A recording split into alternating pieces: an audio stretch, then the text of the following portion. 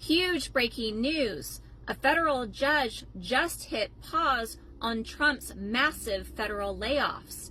Doge's plan to slash 20 agencies? Temporarily frozen.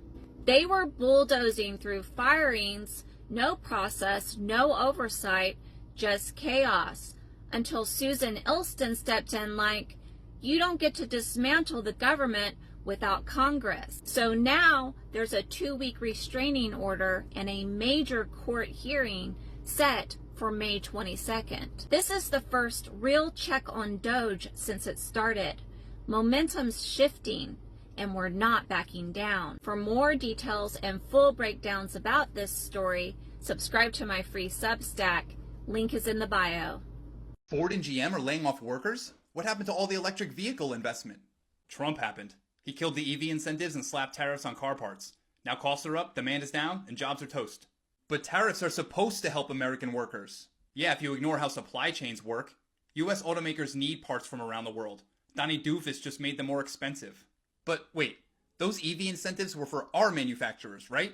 Yeah, they were helping Ford and GM compete against Tesla. You know, the company making a ton of cars in China. Tesla makes cars in China? Yep, more than half of their almost 2 million global deliveries. Meanwhile, Ford and GM were hiring here until Trump pulled the plug. But he's pro-America.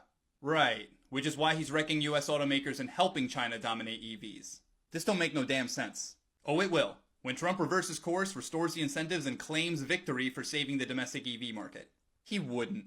Oh, he absolutely would. And his supporters will eat it up like it's the first time it happened. Man, I really gotta stop voting based on hats. You think? Here we go with another FAFO. Nissan is planning to lay off, or has already laid off, 9,000 employees and cut the CEO's salary in half. And this is based on a decline in sales and the focus on global costs potentially rising thanks to the tariffs that are going to be in place under the Trump administration. So, this is my advice.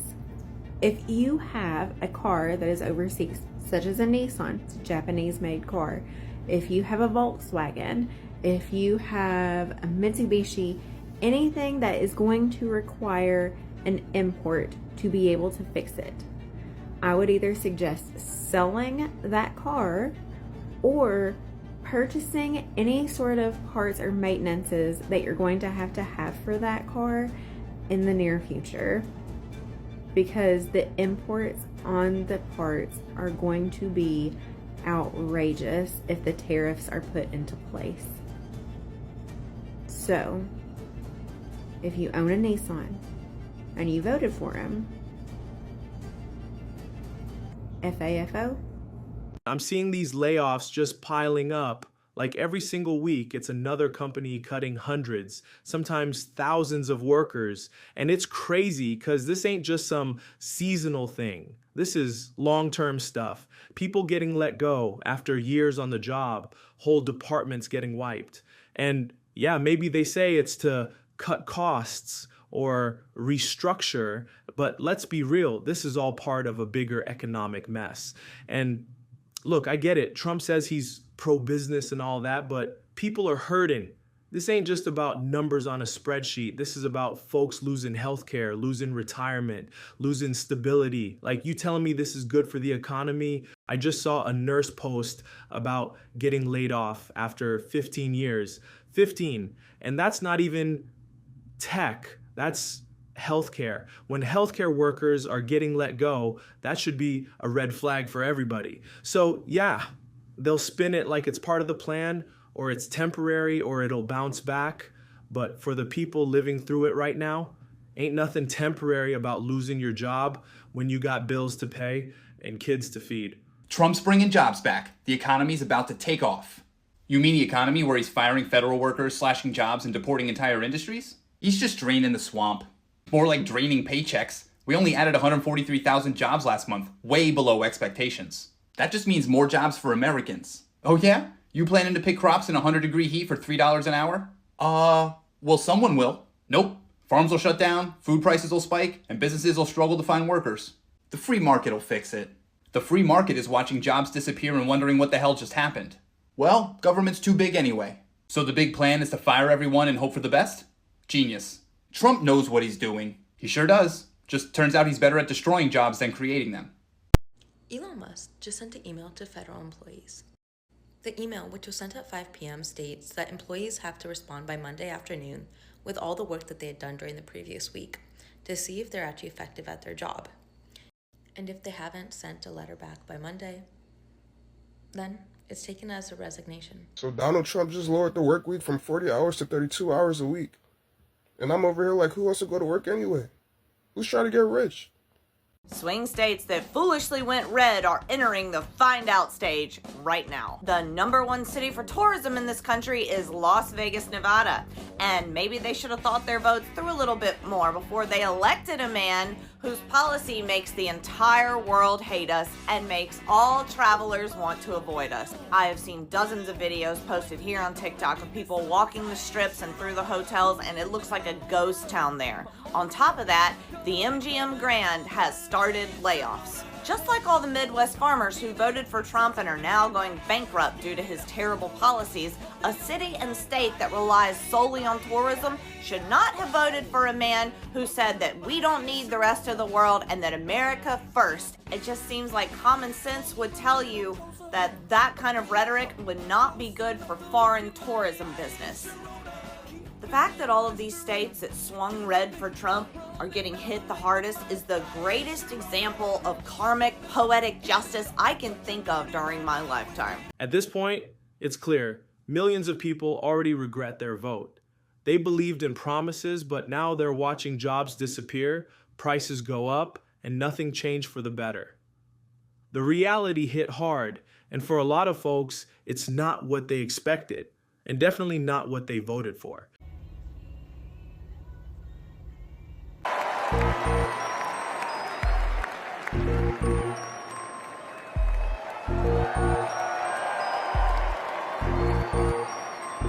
I wish I was coming to y'all with a better update, but the reality is that so far in 2025, tech companies have already laid off 20,000 people.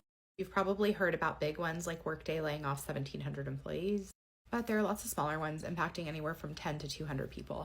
And that doesn't include the large number of people who are being laid off from our federal government, including nearly 10,000 people working for USAID. Now, the reality is that tomorrow the first BLS report of 2025 comes out, and I don't think it's going to show any sort of good news. I don't necessarily think it's going to show terrible news. It's just basically going to show that the job market has been relatively stagnant. And I think just based on the current situation in the US, this is probably going to continue for a while. And we are probably going to have fewer and fewer supports to help people get through it. So if you are someone who is affected by one of these layoffs, or if you're getting worried about that, a couple of things I would be thinking about. One, is there something that you can monetize, something that you can contract around? Maybe it's social media, maybe it's coaching, maybe it's starting a small Etsy shop, I don't know what it might be, but considering ways that you can have some other income streams. And believe me when I tell y'all that I think that this sucks that everyone has to constantly think about other ways to make money because we can't count on our jobs and we can't count on our government. But that is the reality of how things are in the US. I would be making sure I have my resume ready. I would make sure that my LinkedIn profile is up to date. I would make sure that I am networking constantly, even if you're employed. You do not want to be scrambling to do these things once you lose your job. Look at the industries where our government seems invested in creating jobs, which is manufacturing and AI. And I would be focusing more on trying to build community so that you have more people that you can lean on if you need it. Those could end up being people who are able to give you part-time employment or where you can trade services for the goods that you need, that sort of thing. I think we're in for a really rough period. They have told us that it's going to get worse before it gets better, and I don't know when better comes. So the best thing we can do is prepare ourselves for that outcome and try to find resources and supports and community to help us navigate it. If you have less than $1 million in assets, please listen to me very carefully. The market right now is down 1,600 points again today. We are not only headed for a recession, but a possible depression. Okay, so what's the next domino to fall when markets crash? Companies are going to start announcing mass layoffs.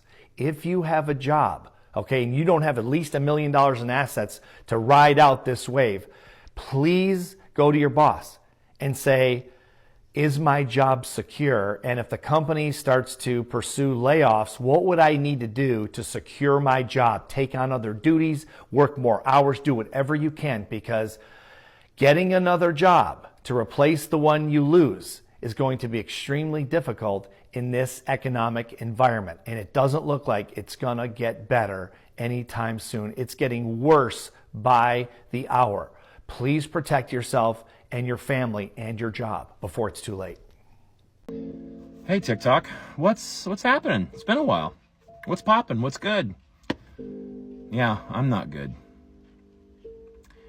About 2 months ago, I left a relatively stable job at a very large software company to take a chance, as I have done at other times in my past, take a chance on a smaller e-commerce company. A former colleague of mine worked there. He said, hey, it's a good opportunity. There's some exciting stuff going on here. We can really make a difference. You'll get back into pre-sales. You'll get paid more. So I was like, yeah, let's do it. Why not? I figure this will last maybe 6 months, maybe a year, and then I can land on my feet somewhere else if it doesn't work out. Or if it does work out, it'll be great.